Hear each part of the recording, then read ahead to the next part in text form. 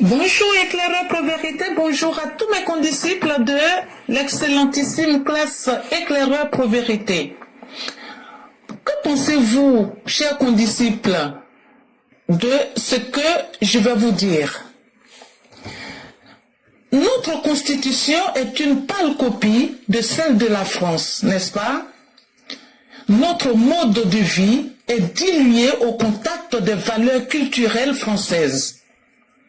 Bientôt 66 ans que notre pays, la Côte d'Ivoire, est devenu indépendant. Aucune branche sociopolitique ne s'abreuve de nos richesses culturelles, telles que l'organisation de la chefferie chez les Tchaba, ou alors chez les Malinké, ou alors chez les Gouro, peu importe. Toutes nos valeurs éducatives prennent l'eau de partout. Nous avons peur. La France d'aujourd'hui est allée jusqu'à décréter qu'un enfant a toute la latitude de choisir son sexe. Et tout enfant qui désire changer de sexe sera assisté médicalement. Ainsi, Jean deviendra Jeanne et vice-versa. J'ai peur, moi. Je viens faire une proposition à nos dirigeants. Serait-ce possible aujourd'hui d'amorcer une originalité à nos peuples, à commencer par notre architecture politique? Qui en Côte d'Ivoire nous dira qu'il est impossible d'introduire certains synonymes relatifs aux membres du gouvernement? Par exemple, que le président soit appelé Massaké, les ministres les Tiladé, les sénateurs les Tchomba, peu importe, il suffit juste de le vouloir. C'est tout petit, mais ça confère une originalité. Et pour cela, il faut s'inspirer de toutes nos langues. C'est-à-dire, nos langues, nos 67 langues, ou 63, peu importe. C'est aussi à ce prix que nous nous réapproprierons efficacement nos propres valeurs. Nous pourrions considérer aussi que quand le Massaké, le chef, est un travailleur acharné tel que le président Ouattara, nul besoin de quantifier son règne sur le temps. Je vous le dis et j'espère que nous nous comprenons bien. Il lui faut un seul mandat de 5 ans renouvelable une seule fois.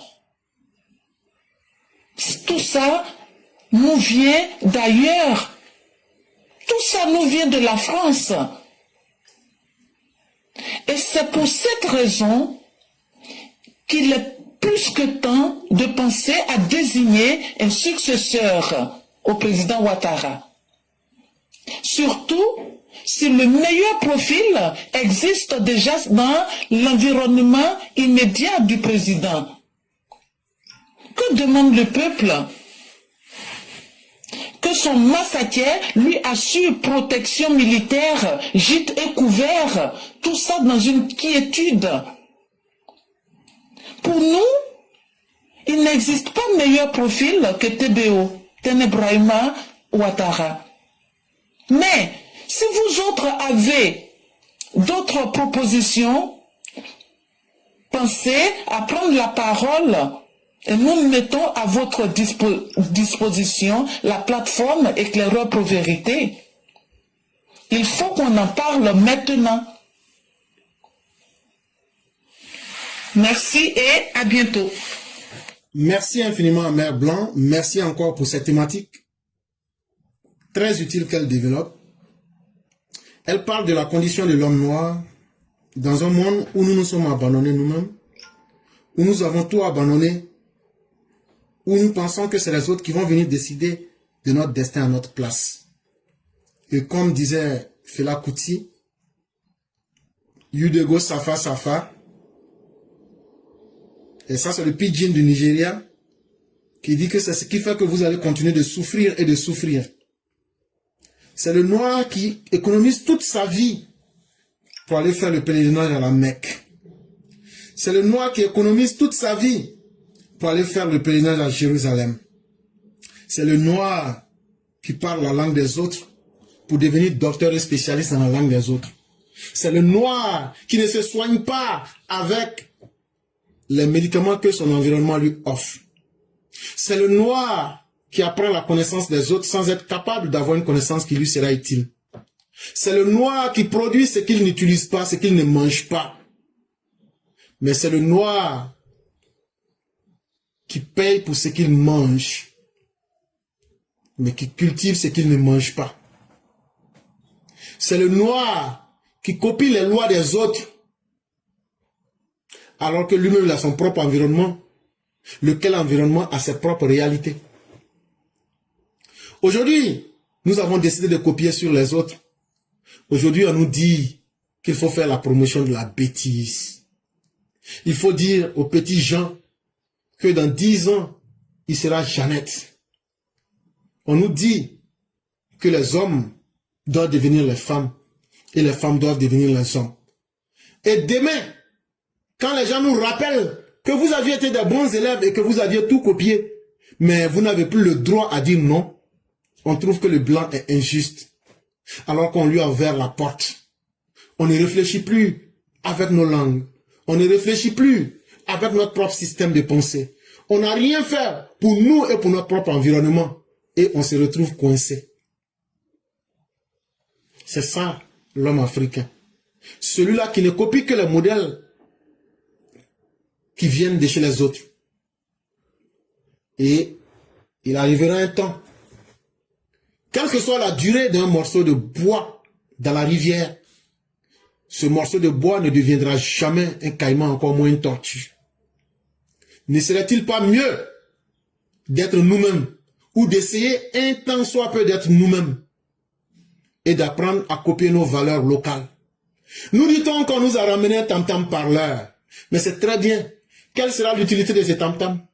Ce tam-tam parlera-t-il pour faire et nous faire comprendre qu'il faut changer notre condition? Ce tam-tam qui a été retourné, quelle est l'utilité si nous voyons dans les autres plus d'utilité que nous-mêmes? Ce tam-tam qui nous est retourné a-t-il de la valeur? Quel sera le plus-value de ce tam-tam? Moi, je pisse sur ce tam-tam. Moi, je chie sur ce tam-tam. Parce que ce n'est pas ça le vrai problème de mon Afrique. Ce n'est pas ça le vrai problème de ma condition. C'est simplement que vous voulez me berner. On t'a retourné le tam-tam. Bon, avec ce tam-tam, qu'est-ce que je vais obtenir? Qu'est-ce que ce tam-tam-là va changer dans ma vie? Arrêtons de nous distraire. Entre-temps, la réalité, nous n'allons pas y échapper. Le monde est un terrain de compétition. Et chers Africains, plus nous allons continuer de dormir, plus nous allons continuer de penser que les autres ont pour vocation de satisfaire de façon illusoire à nos besoins, nous sommes en train de nous exposer en tant que les futures victimes de tous les systèmes qui passeront. Et comme dirait quelqu'un, cher Africain, il est temps que vous vous réveillez. Et merci à Mère Blanc. Et la troisième thématique qu'elle évoque, on n'est même pas capable de regarder notre environnement et de savoir les choix qui sont bons pour nous. Aujourd'hui, la Côte d'Ivoire, qu'on le veuille ou pas, est à la traversée des chemins.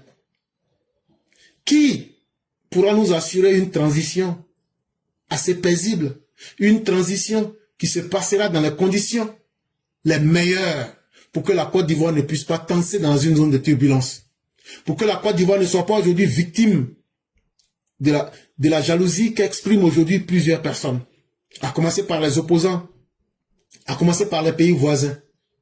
Aujourd'hui, n'est-il pas mieux d'aller avec une personne qui a une bonne lecture de la situation?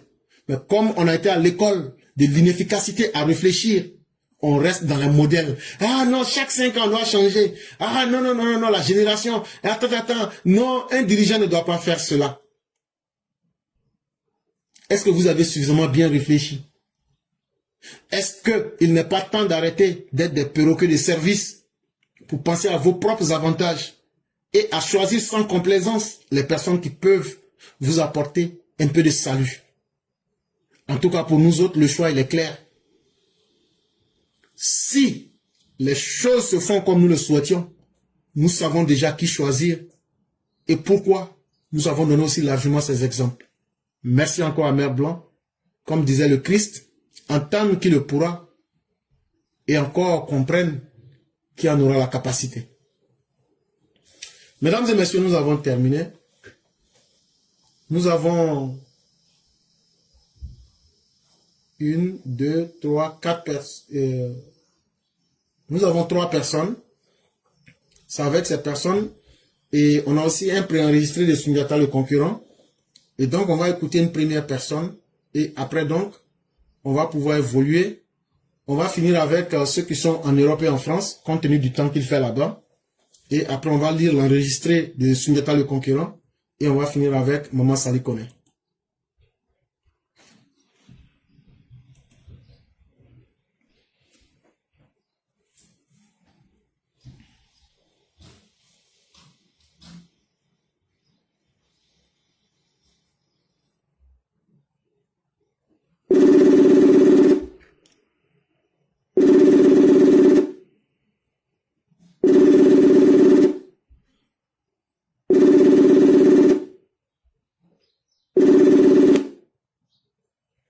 Allô? Hello, bonsoir éclaireur, vous allez bien, j'espère, et je dis bonsoir à tout le monde. Merci encore pour aujourd'hui. Vous êtes éloigné de votre téléphone? Pardon? Oui, on ne vous entendait pas. Ah d'accord, excusez-moi. Donc, je vous redis bonsoir et à tous aussi pareil.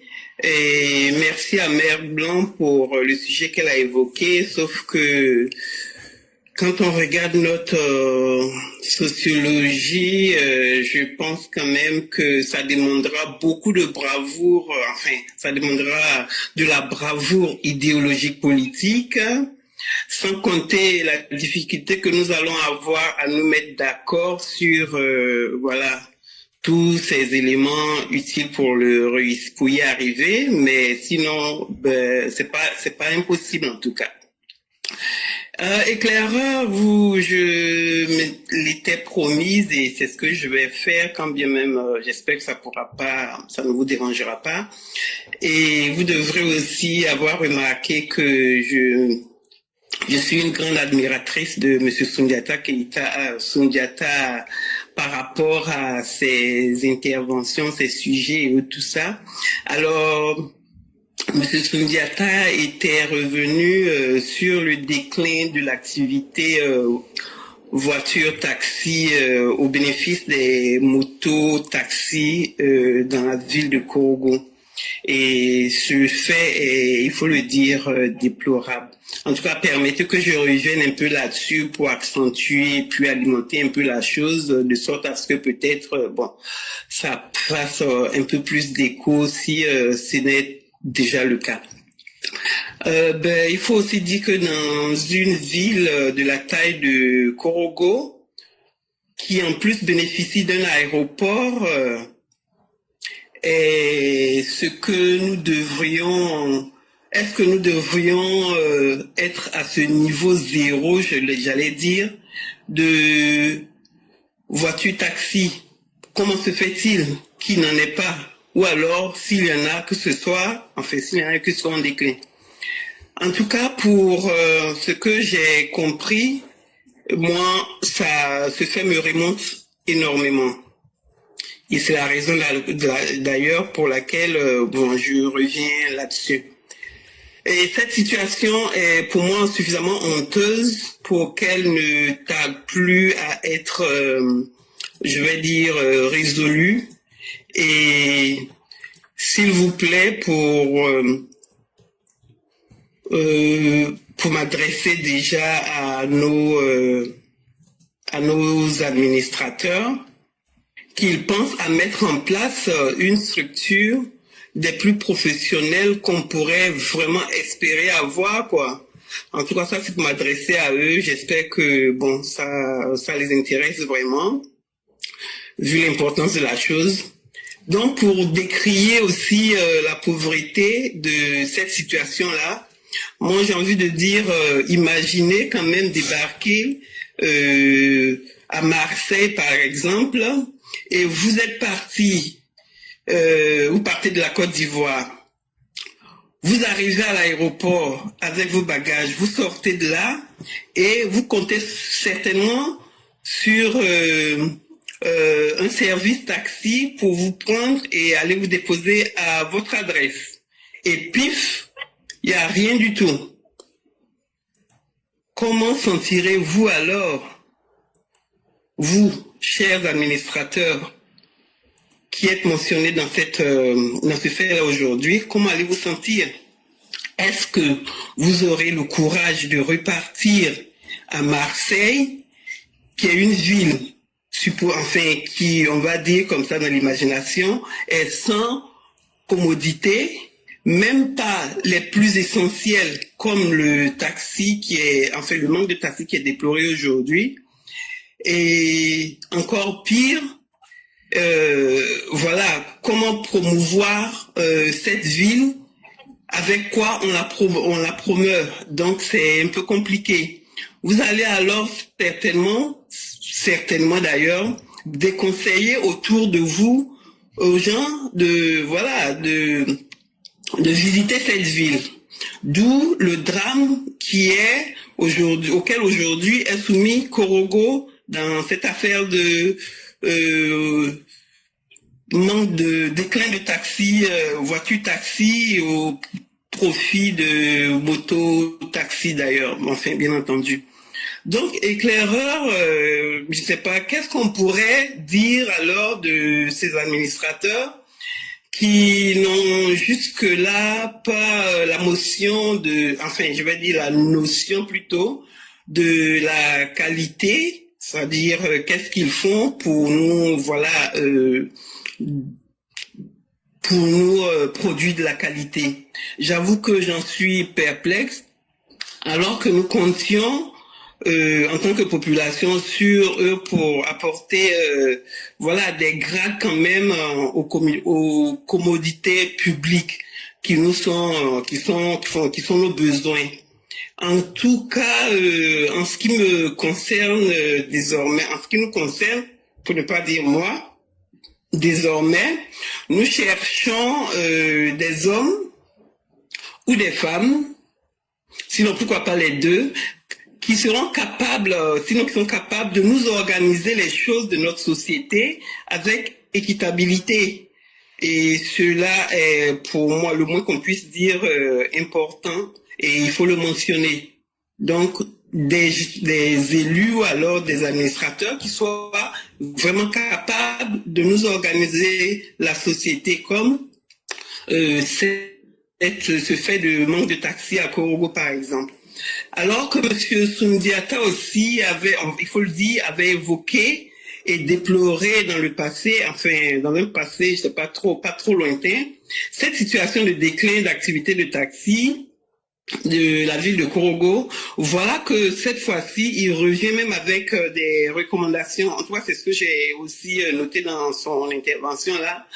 Comment alors donc puissions-nous, en l'occurrence, nous empêcher de décrire le manque de valeur de nos administrateurs. En tout cas, c'est le sentiment que j'ai. Et pour dire que il y a quand même, il faut noter qu'il y a un manque de valeur de ces personnes-là. Et il s'agit de choses quand même à l'évidence. Il s'agit de choses simples à faire. Ça doit pas être aussi compliqué que ça. Je pense que c'est des choses primaires quand même, comme comme celle dont nous parlons de Korogo. Il y en a plusieurs d'ailleurs de ce type-là à régler et dans notre système de développement aujourd'hui. En tant qu'administrateur d'ailleurs, il faut aussi résolument que qu'ils pensent à mettre de l'ordre, et on pourrait aussi alors leur suggérer, en tout cas, de penser à faire recours, moi selon moi en tout cas, à faire recours à de l'expertise, et cela sans trop de complexe, soit-elle cette expertise-là, étrangère, diasporique ou même locale, pourvu que cela nous donne quelque chose de qualité professionnelle en tout cas. Et ça, c'est un peu mon, voilà, je veux dire, c'est un peu mon esprit, enfin mon état d'esprit, d'avoir les choses quand même qui sont faites avec, tu vois, une qualité quand même professionnelle, et avec les normes qui sont, voilà, qu'on pourrait exiger de cela. En tout cas, c'est avec insistance que je le dis, si ça peut faire la différence. Mais sinon, voilà, nous refusons alors de continuer, sinon de regarder, laisser les choses telles quelles. Parce que c'est le sentiment que ça donne aussi de voir que les choses sont là, et voilà, ceux qui sont supposés les faire ne les font pas. Donc, c'est à ces chers administrateurs que je m'adresse, pour que, voilà, qu'ils revoient un peu leur mode de fonctionnement par rapport à ce qui nous est dû. Donc, éclaireur, mon réel désarroi, et des plus pénibles d'ailleurs, c'est, voilà, c'est de constater que c'est de constater le manque de vision individuelle de nos cadres, qui devrait, selon moi, accompagner celle du président, mais malheureusement, on ne voit pas cette vision individuelle-là de nos cadres pour soutenir cela. Je pense que c'est ce qui, d'ailleurs, c'est ce qui est qualifié, je vais dire, de valeur ajoutée. Normalement, si on le voyait, ça devrait être la valeur ajoutée de chacun de nos administrateurs. Mais c'est dommage qu'on ne les ait pas. Et si le dire, c'est, voilà, peut-être leur mettre un peu face à l'évidence pour que les choses elles changent et qu'elles bougent dans le bon sens. En tout cas, je voudrais humblement suggérer que tous ces cadres-là, pour être efficaces, qu'ils prennent l'initiative de faire appel à de l'expertise en développement et en tout ce qui tout ce qui va avec. De l'expertise, en fait, on en apprend. Sinon, on reste imbécile, quoi. Je dis pas qu'ils sont imbéciles, mais je suis en train de dire que quand on ne fait rien de l'expertise, et voilà, c'est qu'on est improductif. Et on veut pas rester improductif, on veut pas les voir rester improductifs. Alors il faut juste qu'ils fassent faire bouger les choses pour accompagner le président dans ses œuvres. Et quand on parle d'expertise, franchement, il faut aller chercher, il faut faire recours, par exemple, à la Chine pour savoir qu'elle est passée par là, et aujourd'hui, elle est au rang que tout le monde peut constater aujourd'hui. Merci, c'est ce que je voulais quand même... voilà, c'est ce que je voulais apporter un peu à ce qu'avait dit M. Soundiata, enfin au sujet qu'avait évoqué M. Soundiata, et puis bon, voilà, on verra ce que ça va donner, mais sinon, il serait bien que, voilà, les choses soient réajustées le plus rapidement possible pour ce qui est de la situation de taxi voitures qui est en déclin à Korogo. Merci beaucoup. Merci beaucoup, Charmaine. Merci aussi d'avoir de nouvelles idées. Et là, moi, je ne sais pas si je vous ai bien compris. Vous avez parlé du développement de l'apport des cadres. Et en même temps, vous avez parlé des taxis. Donc, pour moi, c'est deux affaires qui sont complètement différentes. Pourquoi? Parce que nous sommes dans un système libéral où, si vous voyez aujourd'hui que les taxis sont un peu en déclin, cela se fait au profit des taxis motos. Et donc, la nature ayant horreur du vide, dans une zone où les gens estiment que les taxis motos font leur affaire plus que les taxis, c'est totalement normal que dans un système capitaliste, les gens vont être tentés d'aller vers ce qui les arrange. Cela n'exclut pas que les taxis soient utiles, mais les populations pensent d'abord à leur réalité et à leur commodité. Sinon, les taxis existent, peut-être que ce n'est pas un grand nombre. Mais ça aussi, c'est dû peut-être au fait que la population estime dans son ensemble, ou même dans une grande partie, que les taxis motos, les tricycles font mieux leur affaire que les taxis. Maintenant, en ce qui concerne de l'expertise, je ne sais pas si vous parlez peut-être, et vous avez dit les cadres. Est-ce que vous parlez des cadres de l'administration ou des cadres du parti?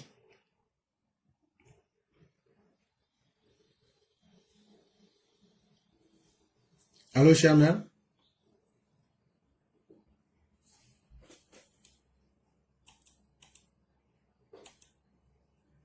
Cher maire, est-ce que vous êtes toujours... Excusez-moi, mon micro non, mon micro il tardait à s'ouvrir. Je parle des cas de l'administration. Peu importe quel bon, enfin, notre système, voilà, administratif. Vous m'entendez? Oui, allô? On vous entend, on vous entend. Allô, je suis là. Vous m'entendez pas? On n'arrive pas à vous entendre. C'est bizarre. Oui, j'ai parlé depuis un peu. Ah d'accord. Non, en fait, je fais allusion au cas de toute l'administration, en fait, de tout notre système administratif. C'est pas le parti, non, pas du tout. Ok. Effectivement, les cadres qui rentrent dans ce canevas devraient chercher les expertises. Mais malheureusement, tout est une question de volonté et de compréhension. Je me souviens par exemple que la semaine dernière, par exemple, la maire d'Abobo, Mme Kandia Kamara, a recherché du financement et a obtenu des véhicules de ramassage des ordures, par exemple. Et elle en a fait la présentation à Abobo. C'est des initiatives qu'il faut encourager. Et malheureusement, certains n'ont pas peut-être le réseau ou bien les compétences qu'il faut. Et peut-être aussi qu'il faut chercher d'abord une collaboration interne même aussi, de l'entraide même entre les personnes, de prendre les bons contacts pour essayer aussi d'avoir accès à ces opportunités. Imaginez par exemple un maire d'une petite localité qui est un maire local, un fils de la zone qui n'est jamais sorti peut-être de la région. Vous voyez que cette personne n'aura pas le même carnet d'adresse qu'un maire d'une grande localité, un maire qui a vécu à l'extérieur. Donc il y a toujours aussi ces problèmes-là. Et donc pour résoudre aussi cette question-là, il faut que les uns approchent les autres, ceux qui ont plus de compétences et plus d'expérience, qu'ils les approchent pour leur ouvrir aussi des opportunités. Je pense que cela aussi sera utile. C'est ce que je pouvais ajouter. Oui, je suis d'accord avec vous, mais Claire, sauf que bon, dans le cas de Korogo, parlant de ce problème de taxi qui fait, enfin de cette question de taxi qui fait problème, il suffit de réguler les choses, je pense. C'est-à-dire si les taxis sont une nécessité, alors qu'on a un aéroport, on peut pas aussi se baser sur le fait que c'est privé, c'est autre chose. En fait, c'est l'administration aussi qui régule les choses. Il y a un manque ici, il faut le combler, il faut le créer, il faut le combler, ne pas le laisser vide justement. Sinon, ça fait pas, voilà, il y a quelque chose qui ne va pas. Donc, ça demande beaucoup de réflexion pour trouver, voilà, les bons dispositifs pour le faire. Sinon, si on doit rester sur le fait que oui, il y a personne pour le faire et ça doit rester comme ça, ou alors c'est pas, on laisse ça au privé et puis, en fait, c'est la responsabilité du maire, du préfet de ces régions-là d'organiser un système pour, voilà, où on trouve un peu de tout en fait, où on trouve toutes les commodités sans que l'un ne soit inexistant, que l'autre plus que l'autre en fait. En tout cas, bon, voilà, je crois que c'est pas laissé comme tel. Faut plutôt trouver un moyen d'avoir un truc en place pour cela. Merci beaucoup, Claire. Merci beaucoup, cher maire. Et c'est ce que j'expliquais. Dans un système capitaliste, vous, maire, à qui on ne peut pas vous demander, comme il n'y a pas de taxi à Korogo, on vous dit, allez mettre des taxis. On ne peut pas imposer à quelqu'un. Dans un système capitaliste, c'est aux populations même de voir le besoin. Et ceux qui sont les investisseurs qui voient cette nécessité-là, c'est aux opérateurs économiques d'investir là-bas. Ce n'est pas le rôle du maire, ce n'est pas le rôle du préfet. Non, pour être vrai avec vous. Eux sont des administrateurs civils. Le préfet est un administrateur politique. Le maire est un administrateur local des affaires de la mairie.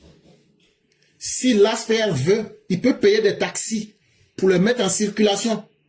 Mais ça, il peut le faire avec son argent en tant qu'opérateur économique. Mais le préfet ou le sous-préfet ne peuvent pas, et nos textes ne lui permettront pas de dire, comme les taxis manquent, je veux forcer les gens à faire quelque chose. Non. Dans un système libéral, on ne peut pas obliger quelqu'un à faire cela.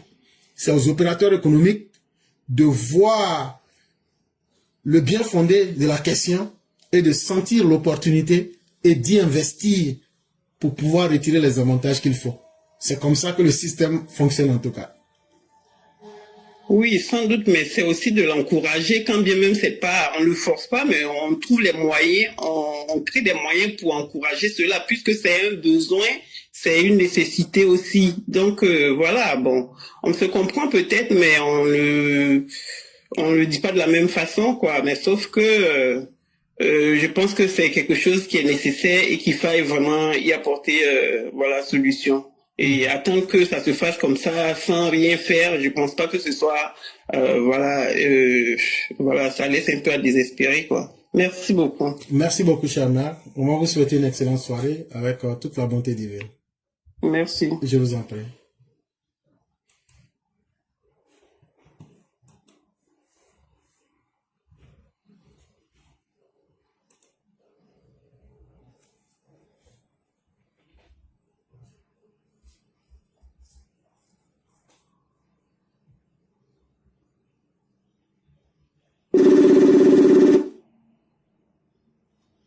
Allô?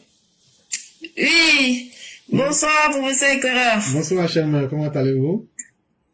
Ça va? Et combien vous en avez placé aujourd'hui? Éclaireur, ce que vous avez dit là sur moi, c'est pas vrai, hein? Non. Mais vous pouvez poser une plainte. Déposons 4 sur table, même si vous avez placé au moins 5-6 filles, ça peut faire l'affaire, ça fait 60 000 par jour, c'est bon. Non, mais j'ai pas d'agence, mais en tout cas, je vais vous faire un témoignage après. Alors, je vous dis bonsoir, professeur éclaireur. Merci de me donner la parole en cette soirée. Je salue tous les élèves de la classe.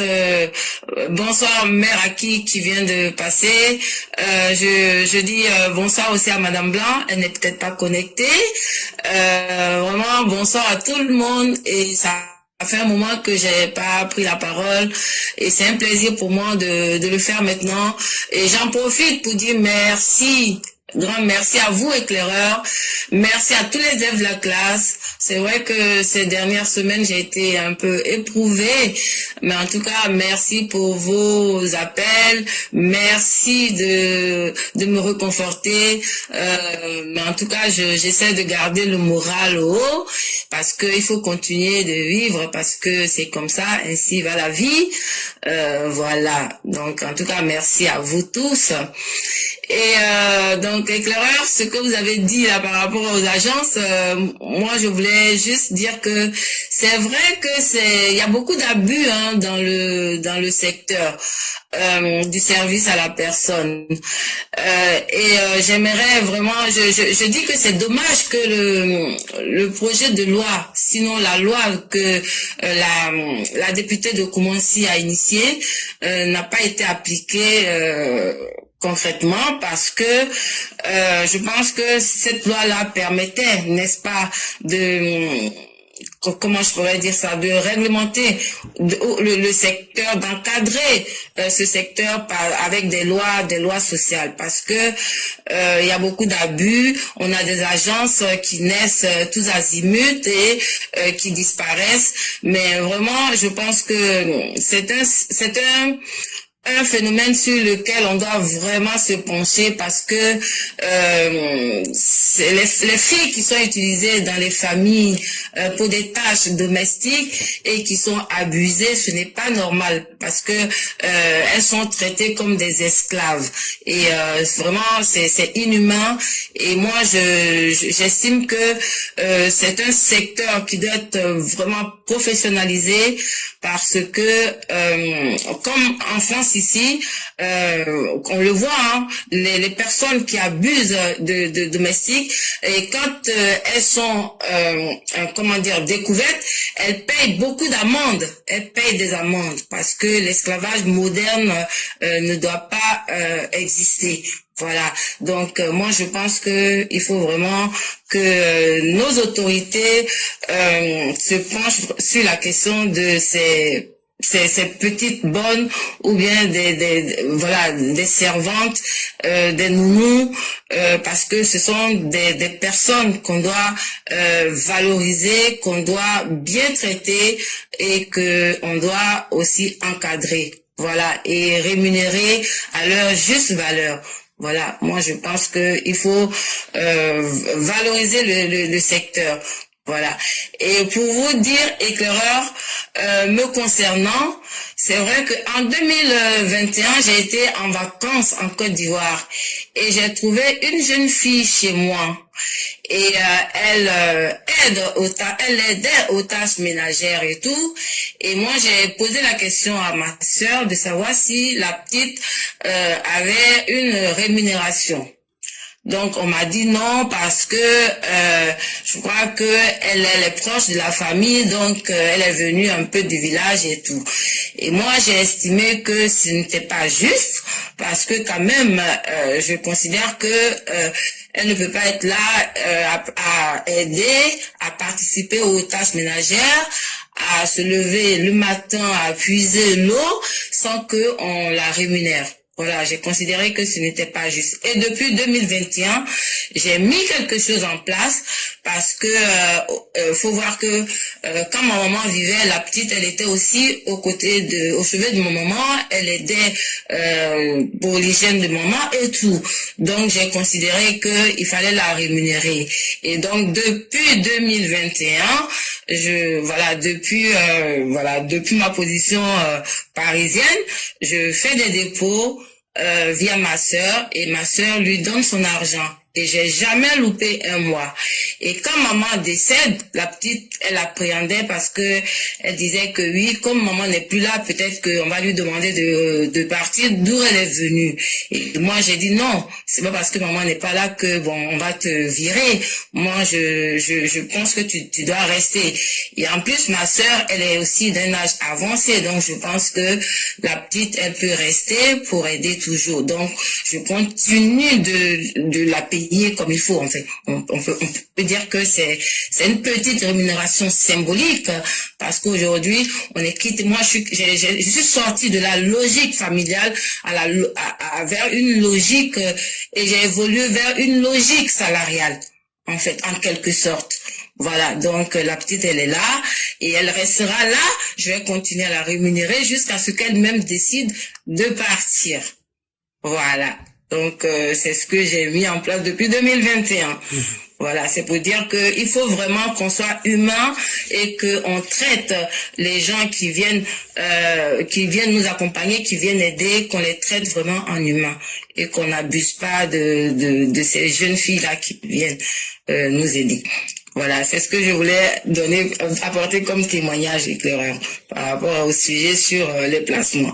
Vous voyez que moi, je ne place pas gratuitement, je ne place pas abusivement. Et vraiment, merci à vous pour le geste, parce que les gens ne font pas vite de comprendre que chaque être humain a des besoins. Et quand on a la possibilité d'exploiter, ça fait partie des sentiments les plus cachés de l'humain. On aime toujours abuser des autres. Mais quand tu abuses de quelqu'un, c'est un ennemi futur que tu crées. Ça aussi, il ne faut pas l'oublier. Parce que la personne dont on abuse accepte la situation jusqu'à un certain temps. Mais vous avez fait le bon choix.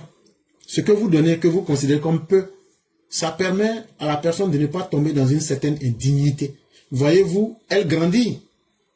Et si chaque fois, elle devra aller demander pour les petits soins et pour ses petits besoins, vous voyez encore que son humanité aurait été encore plus aplatie, plus affaissée.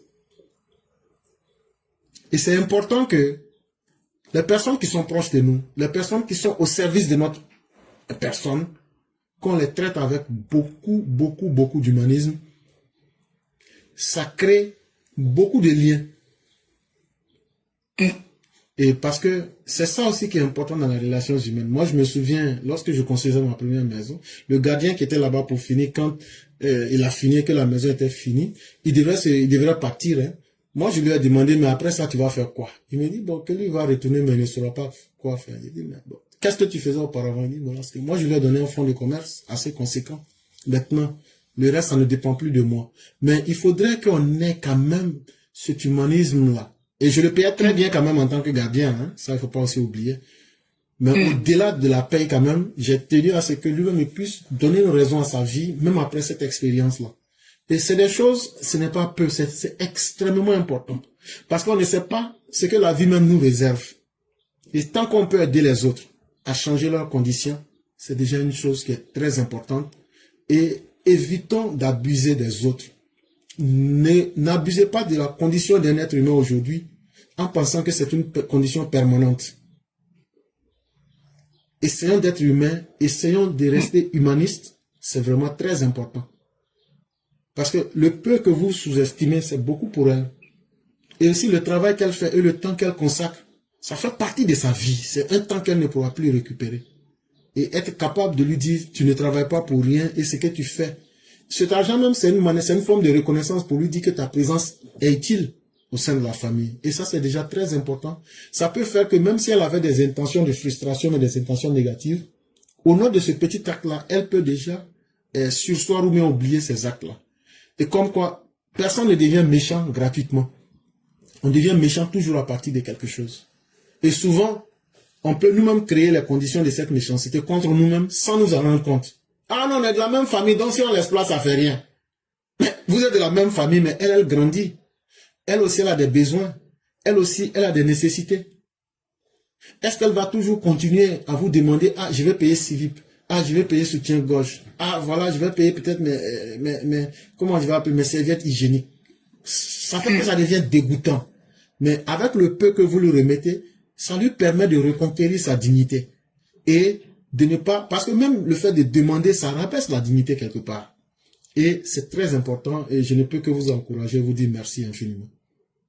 Je vous en prie, merci éclaireur. Et après, je vais évoquer un autre sujet et je vais poser une question. Il y a quelques mois, je suis tombée sur un live TikTok et c'était des jeunes de Koumonsi qui tous les dimanches allaient nettoyer le cimetière de Koumonsi. Et donc moi j'allais sur leur plateforme et puis je les encourageais et tout en tant que fille de Koumonsi. Mais la question que je me suis posée, c'est de savoir est-ce qu'il n'y a pas un service technique à la mairie, dans les mairies, qui serait chargé de entretenir les cimetières en question. Effectivement, la question que vous posez est juste et la réponse que vous donnez aussi est la meilleure réponse. Il y a un service technique qui est chargé de tout ça. Et même mieux, vous voyez que le cimetière, lui, ne grandit pas. C'est que il y a ce service technique qui s'occupe même de déterrer les cadavres et d'incinérer les ossements. Et de nettoyer aussi les cimetières. Tout est là. Et ça fait partie même des financements même de la mairie. Mais seulement que les gens ne font pas leur travail, c'est tout. Et donc, des jeunes, peut-être au départ, qui veulent faire une bonne cause, mais, comme on se connaît en Afrique, cette bonne cause finit par être une manière de vous suggérer de leur faire un geste. Et moi, je ne suis pas d'accord pour cette manière-là. C'est comme un peu quand il pleut, tu vois des jeunes gens qui viennent pour dire, moi, je suis venu arranger la route. C'est toi qui es devenu la chose, comment on appelle, la société de gestion des routes. Toi, seul la route là, tu peux arranger. Moi, quand je vois ça, ça me fait rire. Je me dis que tu es un plaisantin. Parce que c'est de nous contraindre moralement à lui faire un geste. Pendant combien de temps tu pourras faire ça? Au lieu de perdre ton temps à faire ça, va te former, va chercher un boulot. Ce n'est pas ton rôle que moi je suis en train d'arranger la route. C'est la même chose. Parce que ces genres de situations finissent par devenir de la malhonnêteté comme ce que nous rencontrait Francis Bébé dans son livre, où il y avait des populations. Au départ, quand il pleuvait, en saison pluvieuse, les routes étaient impraticables et les chauffeurs demandaient pardon aux gens de venir les aider pour pousser leurs véhicules. Mes chers, mais qu'est-ce que cela a provoqué à la fin? Les villageois ont trouvé dans la saison hivernale, dans l'hivernage, une bénédiction. Et qu'est-ce qu'ils ont fait? Là où il n'y avait même pas de trous, ils s'en vont maintenant creuser des trous. Et puis maintenant, ils mettent de la boue avec des choses. Là, quand les véhicules viennent s'embourber. Et maintenant, quand les véhicules tombent là, comme toi seul, tu ne peux pas enlever ton véhicule, Maintenant, tu es obligé maintenant de venir négocier avec eux. Ils vont te dire, ah non, on veut bien t'aider, mais maintenant, voilà ça. Et donc, vous avez vu comment une situation banale a créé les conditions de la malhonnêteté chez des gens qui ont fini par transformer cela en leur avantage. Et ça, là, quand il pleut quelque part, tu vois des gens qui viennent mettre une planche à jammer et tu as l'impression que c'est pour faire du bien. Mais après, tu te retrouves, on attrape tes collègues, on te met des coups de poing dans la gueule. Pourquoi tu n'as pas payé? Comme si eux ont un droit, ou même comme si tu leur avais demandé que tu ne pourrais pas marcher dans l'eau. Non, quand on veut faire du bien, on n'impose pas violemment, ou bien on ne fait pas du braquage moral à quelqu'un. Moi j'ai arrangé la route là, un vieux père. Si tu peux voir un peu, sinon non, même si on a gagné prix de l'eau. Moi ça, ce sont des méthodes que je n'aime pas. Il faut aller chercher un travail. La route là, c'est gâté pour nous tous. Le jour que ceux qui doivent arranger la route vont trouver l'utilité d'arranger là, ils vont venir arranger. Si nous-mêmes les villageois ou même les gens, on estime que notre route là, on doit faire arranger là, on va mettre la pression sur nos dirigeants et nos élus pour qu'ils puissent aller toucher qui de droit. Voilà comment les choses devraient se passer. Et donc les jeunes, pour ce qu'ils font, c'est une bonne chose. Si c'était peut-être un acte sporadique, pour dire, comme c'est comme ça, nous on vient faire ça de façon altruiste et puis on passe, je suis d'accord pour ça. Mais transformer ça en une méthode de vie pour dire, comme la mairie ne nettoie pas là-bas, nous on va prendre la responsabilité. Là maintenant, chaque famille qui va aller pointer un cadavre, c'est non, on nettoie ici, donc il faut voir, non, là ça devient de la malhonnêteté. Et ça, il ne faudrait pas qu'on rentre là-dedans. Parce que chaque mairie s'occupe, et il y a des fonds qui sont là pour cela. Sinon, demandez-vous, les cimetières ne grandissent pas. Mais chaque fois, on trouve de nouvelles places pour enterrer les gens. Mais comment cela se peut? C'est parce que les anciens ossements, on enlève après un temps, on s'en va les incinérer, et c'est la mairie qui enlève ça. La mairie a un service qui est là pour ça. Et donc là, est-ce que enlever ossements de cadavres là, aller incinérer là, est-ce que ça c'est plus difficile que nettoyer le cimetière? Et les deux font partie de leur travail, seulement qu'ils ne font pas leur boulot. Voilà ma réponse. Ok, merci beaucoup, éclaireur. Merci pour cette belle réponse. Si vous comptez leur remettre de l'argent, ne le faites pas. D'accord. D'accord, merci beaucoup. Ok, donc c'était ça. Il n'y a pas de problème. Merci. Je sais qu'il trouverait au moins un démon qui a gâté leur mangement, mais bon. Il faut aussi... mais si il laisse ça, il va... Mon frère est là-bas, Non, et de toutes les façons, chère mère, c'est nous les humains qui nous intéressons. Le cimetière n'a aucun sens. Le cimetière, c'est... Comme diraient les Anglais, c'est du BS, du bullshit. Eh bien, si je meurs là, qu'on mentait, qu'on ne mentait pas, ça change quoi? Ça ne change rien. C'est nous qui nous laissons impressionner, non? Comme il y avait la tombe de... Ce n'est plus lui qui est là-bas. C'est son corps qui est là-bas. Son corps là aussi, là, la terre a mangé ça déjà. Donc là, lui n'a plus affaire à tout ça. C'est nous les humains, par sentimentalisme, on se laisse impressionner. Il a fait 25 ans, il y a la tombe de mon père qui est là-bas, là, je suis attaché. C'est nous qui attachons des sentiments à quelque chose. Mais cela n'est plus utile. Pour celui-même qui est concerné, cela n'est plus utile. L'élément le plus important se trouve ailleurs. Et ce qui peut être aujourd'hui utile à la personne, la meilleure tombe, c'est la prière et les actes que la personne a posés. Et c'est pourquoi en islam, il y a un verset du Coran où Dieu dit que chaque âme aura une tombe.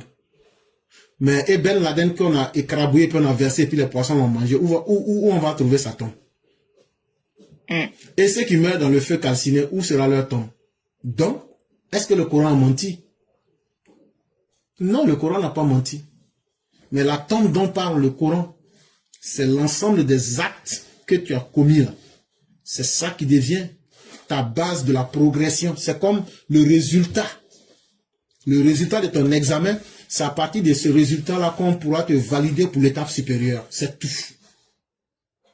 C'est comme un disque sur lequel se trouvent des informations non visibles à l'œil qui sont gravées. Et c'est pourquoi on dit aux gens, abstenez-vous de faire ce qui est mauvais. Parce que rien ne se perd. Tout ce que vous faites est gravé sur votre âme. Comme de la manière, un disque CD là, quand tu prends, tu vois rien dessus. Mais quand tu mets dans le bon appareil, tu vois les images et toutes les informations sur une télévision, n'est-ce pas? C'est comme ça que l'âme humaine est. Et c'est pourquoi quand tu t'obstines à faire le mal et autres, il faut savoir que même si personne ne t'a vu, tout est gravé dans ton âme, comme de la manière une puce électronique est gravée dans un téléphone ou bien une disquette de CD. Il suffit que tu sois au bon endroit quand on remet la disquette. Tu vas voir qu'on ne peut pas mettre une cassette CD dans un téléphone, mais on peut mettre qu'une puce. Et quand on met la puce là, tu vois, la puce se connecte à un réseau. Et le réseau arrive à t'identifier. Et à partir de ce réseau, tu peux faire tout ce que tu veux. Et donc, les actes que nous posons sur cette terre-là, surtout les mauvais comme les biens, c'est aussi ça qui va servir d'élément pour pouvoir nous connecter au monde suivant. Et c'est ça notre tombe, les actions que nous posons. Et non la tombe physique qui est là. Et les musulmans même vont plus loin. Il y a l'explication métaphorique. Parce que, vous voyez, le Coran descend sur un prophète qui est un homme du désert. Et donc, pour expliquer que l'objectif d'un monde meilleur, et ils expliquent ça par le jardin qu'ils appellent Al-Jannah. Parce qu'un homme du désert, lui, son rêve, c'est d'être dans un jardin. Donc, c'est l'explication comme de la manière on expliquerait comment réussir sa vie. Si tu expliques à un enfant de CP1, tu vas à l'école là, c'est pour réussir à devenir quelqu'un dans ta vie. Il ne comprendra pas ce que c'est que devenir quelqu'un dans ta vie est. Mais si tu lui expliques que, actuellement, quand tu vas au CP1, si tu es premier de la classe, je vais te payer un vélo. Donc lui, il pense que l'utilité d'aller à l'école, c'est pour le vélo. Donc il y a l'explication la plus simple là. C'est ça qui se trouve dans la première lettre de l'écriture. Comme la Bible, comme le Coran, quand tu lis là, c'est que toi-même tu comprends à travers les lettres là. Ça, c'est la première explication. Mais, par exemple, le concept même de lumière chez l'arabe du désert n'est pas la même chose que chez nous, les hommes du sud ou bien forestiers. Par exemple, nous qui vivons en zone forestière, le soleil souvent même en pleine journée, il y a des zones qui sont noires. Le soleil ne représente pas une source de malheur pour nous, la chaleur du soleil. Alors que l'homme du désert, la chaleur du soleil est tellement intense que lui, il peut dire que c'est le soleil même, c'est l'enfer. Mais lui, quand il te parle de la lumière, lui, il te parle de la lumière de la lune. C'est ce qui est une source paisible pour lui. Non seulement ça éclaire sa vue, mais ça ne brûle pas comme pour le soleil. Donc, c'est ces explications-là qu'il faut expliquer aux gens, si je peux faire du pléonasme, pour qu'ils comprennent très bien, dans ces religions où ils sont là, pour qu'ils comprennent très bien les choses.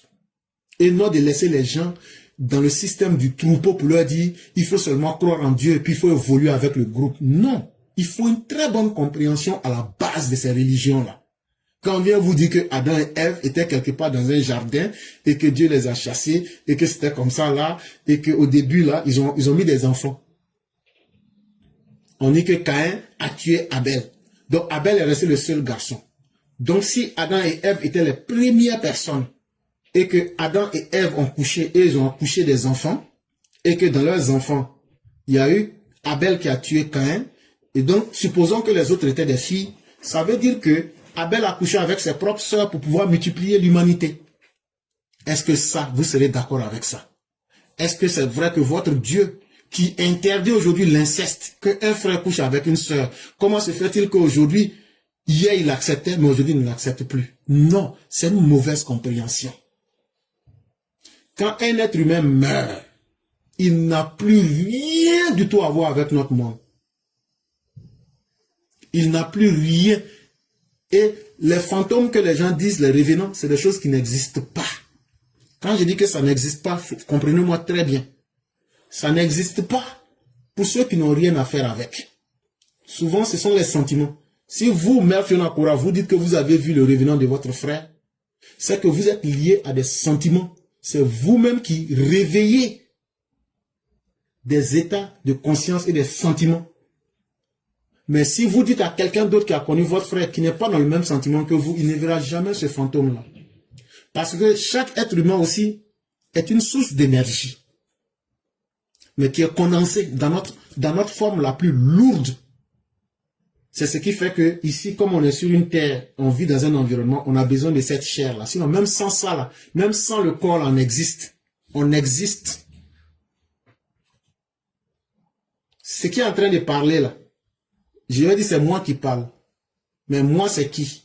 Est-ce que moi, c'est la voix ou bien c'est celui qui parle et qui est conscient de lui-même?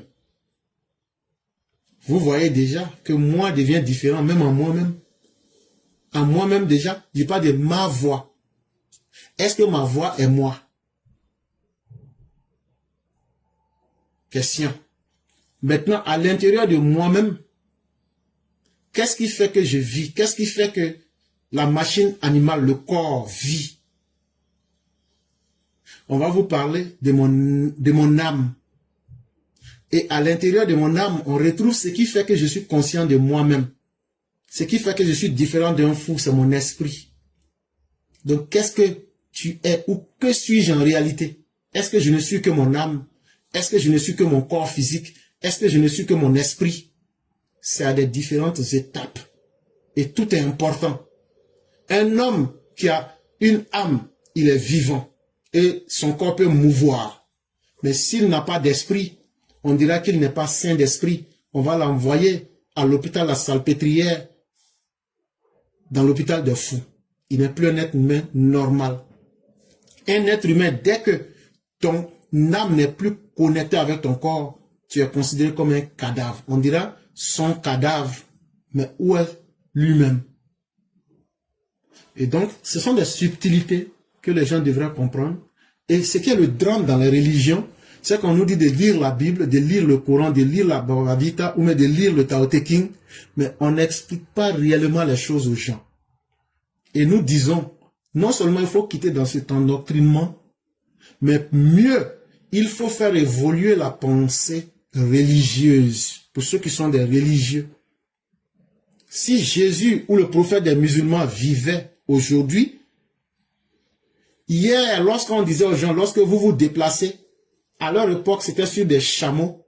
Aujourd'hui, il vous dira, dans le même texte, lorsque vous prenez vos avions et vos véhicules, voilà ce qu'il faut faire.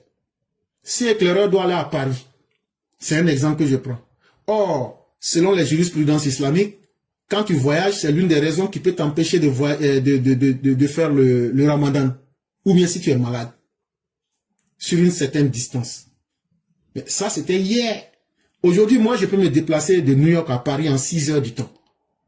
Est-ce que pour ça, dans un confort extraordinaire, et j'ai une bonne maîtrise des fuseaux horaires, pourquoi je ne pourrais pas jeûner?